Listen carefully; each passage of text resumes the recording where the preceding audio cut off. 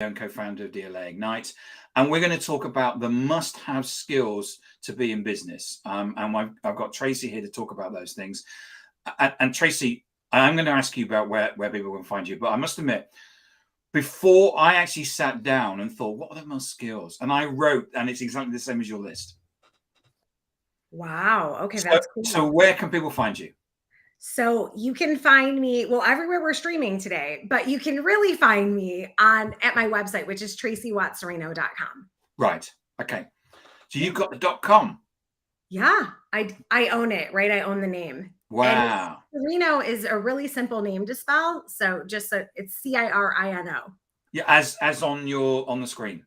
Yeah, exactly. I just like laugh. Like that's always the part of my name that trips people up. So yep, it's tracycirino.com. So Tracy, you've been in business for a number of years. Talk us through what you've been involved in, and we'll leave the 5 pointers for the moment, but just give us a brief overview, because people are interested in how people like you have got to where you are. Yeah. And it's interesting to hear about that journey. So tell us about it. Well, as a business growth strategist, I have had the pleasure of, I guess you could go back as far as when I was 22, I became a six-figure earner. Then after that, I took those skills and grew a seven-figure business in the beauty and cosmetic space. Then became a five-time international best-selling author, turned coach, business strategist.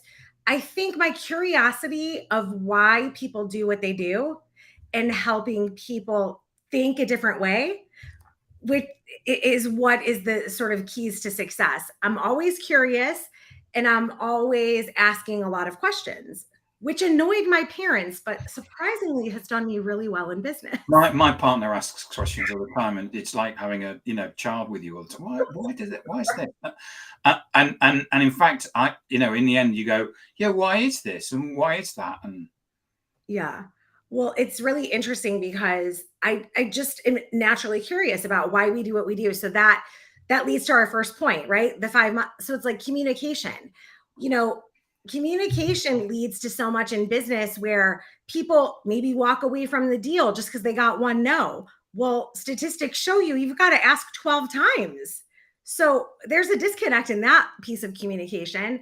Or if someone says no, it just means not right now. It's not no to you. So that communication is a lot about not taking things personally. And early on, I think I took things really personal and there was a lot of tears, but you grow through it and then you try something different. So I I just think you think have to disconnect yourself, because I mean the thing is, as an entrepreneur, yeah, what's happening is it's your business, so it's kind of like, and if someone says your baby is ugly, you take it personally. Whereas you do have to make that distinction. But I agree with you, communication, and it's not just about well, if you think about the sales process, we have to have a conversation yeah. that requires us, and communication is about listening as much as talking, and asking for things. So sometimes you do have to say, well, come on, are we going to do something here, or shall I just get a contract drawn up? Yeah.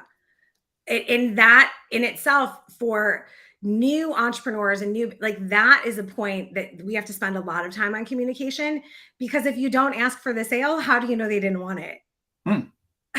Where sometimes it's like, oh, they didn't want it. Well, they didn't know you were selling them something. So that's an interesting thing where I think oftentimes people will assume that someone doesn't want something just because they didn't automatically say, oh, I want that. But no matter what you're selling, statistics show that less than 3% of people are shopping for what you need. So, Hmm. from a communication standpoint, you have to be asking for people to even know you're available. Yeah, and I think that the communication is it's not just about selling, is it? It's also about explaining to it may be about explaining to investors about what you're doing, the old pitch and the pitch deck, or explaining to your new employees about the vision and having that story that people can buy into. it all requires you to be able to communicate. And this is not about introverts and extroverts, because I'm an introvert. And I am too. I'm a situational extrovert. Okay, Like, is I that just okay? Is really, that what you? Okay, but I'm an introvert, but yeah, I know that I have to get around it. But yeah, at the end of the day, if you said, "Do you want to go to the bar, or do you want to go back to your hotel room to read a book?" I'll go back to my hotel room to read a book, because that's where I get my energy from. same. But I'm this same. Thursday, I'm speaking at a conference. Yeah. So what will you do after you speak? Will you have to spend time? Oh, by the time I get home, I will be absolutely exhausted. Yeah. See, Absolutely. so that brings up the next point, right? Which is number two is like leadership skills, right? So the hardest person you're ever going to lead is yourself, right? But knowing, just like what you said, knowing that you need some downtime, then you're able to enter into a situation leading yourself in the right way. Therefore, then you're leading others. Where we just talked about communication, and oftentimes when we are hiring a new team or doing a new initiative within our business, when we lead people and take them on the journey with us, which is through that communication, we have to speak in the language that lands with them. So, oftentimes, as a leader, even though I am an introvert, technically, I've had to learn where I call situational extrovert, where I need to apply that. But I still have to be smart and take care of myself. So, I think that's how leadership first starts with you. And I always say, but even though you're the hardest to lead, it gets easier from there. Yeah, yeah, absolutely. And yeah, leadership also for me is sometimes about prioritizing what I do. What's the most, lots of things are coming up me, certainly this week. And it's okay, what's the priority? And what do I drop? Yeah. And what do I focus on? But also leadership is also about making sure that the team understands which direction we're going in, um, and making sure that they know what they need to do. I'm very lucky. I have a team that kind of do, they kind of do what. Well, I'm trying to think. They do things without being told to. They Right. seem to be able to second guess, which I'm very lucky about. Well, that speaks to your leadership, Tim. Like you've created a strong vision. You're probably driving home the mission and vision of your business. That's how it all becomes in alignment. Therefore, when we do those things all the time, it's much easier to prioritize, right? Then is because what happens when you start getting successful is it's which opportunity. When you look at life like, oh, there's all these opportunities, which one first? That is about leading ourselves through what our highest vision is. Mm. When we're really clear, then it's, makes it a little easier to say no to things because something else is better and it's more in line with your true vision. Yeah. Yeah, I mean, I'm obviously very modest about any leadership skills that I have. I reckon it comes from the team, but having that ability to, if you micromanage people, then what happens is that they switch off and they just expect you to give them orders, and I don't have time for that. Um, and I think that's the mistake that quite often people make, is that they think if I'm going to watch you all the time, therefore, and I'm going to tell you what to do, you'll get the most from them. You'll get the least from them. Yeah, that's so true. Um, and that is definitely something that happens, I think, to a lot of leaders early on. They're insecure, like they're given a title, but how do I live up to that? And I have a little piece of value for Yeah. anybody that's going through that. Um, if you say, hey, I want to make sure that I'm communicating effectively, can you repeat that back to me? That allows people to take ownership where you don't have to micromanage and you can ensure that your communication was received by the person that because you can clear it up right there. And Yes. it's a nice conversational way. I wish that we learned that in second grade because I made tons of mistakes with that. I think naturally, I'm Sicilian, so I'm a bit of a velvet hammer. And then I read all these like leadership books that told you have to sandwich things. Then no one knew what I was talking about. So I realized I have to be myself, but I have to speak to people in a way that resonates with them. And I have to hire people that I can trust will take the vision and run with it. And if you have a question, come and ask. Like, I'm not going to keep checking in with you. Just come ask if you have a question. Yeah, I interviewed a guy called Ray Mullins who came on this podcast, and he shared something I thought was amazing, which is he said, "I trust every member of my staff." He said, "What happens in leadership is that we treat everybody with suspicion." And he said that what I do is I trust everybody, and I tell them that. That is the same. I'm the same way with clients. I won't take on clients unless I trust that we can grow a good relationship. Hmm. Every member of my team I trust. Hmm. If I didn't, I can't work with them. Yeah. And telling people, look, I trust you. Yeah, You know, if absolutely. someone says, I'm thinking of doing this, well, fine, we'll go and do it. But I trust Yeah. you. I trust you do. And if they do it wrong, well, fine. You've learned something. Yeah. I probably could be better about saying it more often. I think we Like, could probably all be yeah, better it's like at the intention. saying, you know, I love that. Well, yeah. saying these things, you know, and I think it's so important that because otherwise, you know, we just assume that people think, and actually they're sitting there going, he hates me. Right. I don't, but you know. You love them all. But saying, yeah, I trust you. This, go ahead and show me. Like, I trust you.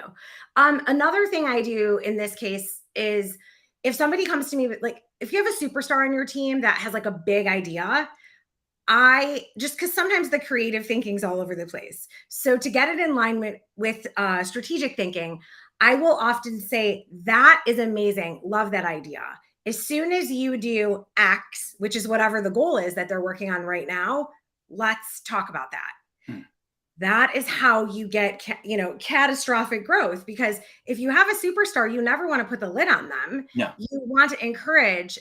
So, but you have to also be strategic with how the creativity is all over the place. Because if there's a goal in place that they've been working on, you don't want them to run after this new idea that they had in a stroke of genius. So I just encourage and say, as soon as you do X, let's do that. I agree. And I think that there's what we should do is learn from improv comedy, which is where, you don't say no, you say yes. Yes. And I think that, whenever anybody comes to me with ideas, it's about, I had someone come to me with an amazing idea today, but not quite formed, because someone had sold them an idea, this thing, because they're trying to sell him something. It's like, okay, well, yeah, let's put that to one side. But what the overall arching thing that they've been talking about is actually really interesting. But have you, yes, and this, or yes, and that, and developing that idea, and in effect, getting them to come up with the solution as well. Absolutely. Yes. So your number 3 is strategic thinking, isn't it? Yes. So talk us about that. So when, like, I would look at it like this, like when you have all these ideas floating around, there's still a moment in time, like, yes, we can have it all and do this and do that. Now, what's the first action we're going to take to start executing a strategy? The thing with any strategic thinking is that what you initially set as your intention, it might not look like that in the end, but you need to put sort of like a little container around it to start moving in the direction of strategy. That's how I look at it. When you say A, B, C, D, E, F, like that can be overwhelming. So we always try to put things in a container that's like, okay, what are the 3 most likely ways strategically that we can hit this? And let's start moving in that direction. As we move in that direction, a better strategy reveals itself where we have to go like this. But if we didn't start with the strategy to start with, we could just stay here spinning our wheels and not getting any action accomplished. I agree, and I think that the ability to be able to switch from tactics to strategy is something that certainly we need to have as leaders. We it's too easy to get carried away with the detail, because that may be where we feel comfortable. And also with strategy is that we have to make decisions, and sometimes they may not be popular. Right. But leadership isn't a popularity contest. It's actually making sure that we go where we want to go. And that's meant that, for us, we've turned down business. We said, no, we don't want to do this because it's and turned down the money, and because this is not strategically where we want to go. And while we would like the money, it's a distraction. Yeah, like if it takes you too off course from your overall vision and mission, that I think sometimes we get offered those golden carrots, like, oh, but it's not, if it's not about the money, it's about the bigger purpose, then we can say yes to what is great by saying no to what's good. Yes, yes, and sometimes we make decisions, actually good. I'm trying to think. There's a book, can't remember her name, who wrote it, called Thinking in Bets, which is written by somebody who was a world champion poker player. And she says that I think she only plays 40% of the hands that she's dealt. And she always describes and says that you can make good decisions, but they have bad outcomes. Just because you make a good decision, just because it has a bad outcome, doesn't mean it was a bad decision. It could still be and bad decisions can have good outcomes. And I think that's a great learning from a leadership perspective, that just because something went wrong, it's just like, oh, we just made the wrong decision. No, you probably made the right decision. It was just a bad outcome. Yeah. And the thing is that you just keep moving along, right? Yes. It's like you can be mad at yourself for 24 hours. I think it's John C. Maxwell that I learned that from. You can be mad at yourself for 24 hours and that's it. The next, it's a new day, a new decision, and we just move on to the next thing, because that's how we don't wallow in, okay, maybe it didn't feel like the best decision today, but over time, it always reveals itself that it really was a good decision, because the next thing will be available to you. Yeah. So your next one is really interesting, which is about financial management, because it's probably the one that most people run away from. Yeah, because, well, you talked about the two different sides of the brain. And I find that most entrepreneurs are creative. And if they're overly creative, they have to put someone on their team that's strategic. Or over time, they learn to be both. But both need to exist in your high level, in your high level decision making. In the financial management piece, it's like here in the US, I think the Small Business Association states that 89% of businesses that close, like at the 5-year mark, close because of cash flow. Yeah. And so that's not that, sometimes that's like you're doing great business, but maybe you have too many things out in the world where not enough cash coming in. So that's where you can't only focus on sales. You have to still have a financial strategy so that you can reserve some of your cash, or you're very clear on, I'm investing this much because I'm going to have these tangible assets. And then what I'm going to get along the way is actually going to save me time and catapult me here. So the financial piece, I like to look at it from a strategy standpoint, and then refer people to the brains that are the most brilliant in the financial space. But you have to know enough about managing your cash flow and what that looks like, so that you can always come from a place of being strategic and confident with what business you say yes to and what you say no to. 100%. I mean, we have a cash flow spreadsheet in our business, and that's about understanding where the cash is, where the cash is coming in, where the cash is going out, the taxes that we're going to have to pay, etc. And we have that clarity going 6 months forward. Yeah. And it can be very sobering, when it starts turning red. But the fact of the matter is that you can see where the cash is going and what's happening. Did you read? I love the book Profit First by Michael Michalowicz. I think it's called Profit First by Michael Michalowicz, or Mike Michalowicz. And he puts it in perspective, pay yourself first, put money aside, and just simplifying it, especially for people who have been afraid to tap into that financial piece. But it is definitely a must have if you want to be successful in business. And your last one, I think, is really interesting, because I really agree with your last one, which I think sometimes people miss? Yeah, like Explain. so the fifth one of the must-haves is who you surround yourself, who's in your circle. And this is like twofold, threefold in tiers. It's who you surround yourself with at the high level. Like when you're just starting your business, who are you talking to help elevate the idea next level that you can execute it and bring it out into the world? If you have a team that, when you're talking to your team, who you're surrounding yourself, do you have all the people in the right, seats on the bus? Do you have all the people in your boat that are necessary if there's a crisis? While that's happening, do you still have people in your network that are going to encourage you when things go a little bit of a U-turn or go a little south? You want to just start making sure you're surrounding yourself with people that will add value. And I mean, it's the saying, and people think it, but it so sticks with me. It's like your network always will equal your net worth. Yeah. So if you want to level up, surround yourself with people that are doing more than you. Yeah, it's what I used to play badminton when I was a teenager, and I loved playing against people who were not as good as me because I won. But what I realized was that actually when I played against people and who were better than me and I lost, my game got better. Yeah, you learn, right? And you learn, and actually having people, and actually not being the cleverest person in the room is actually a good thing. I totally agree with you. You need to be constantly growing your network. Yeah. It's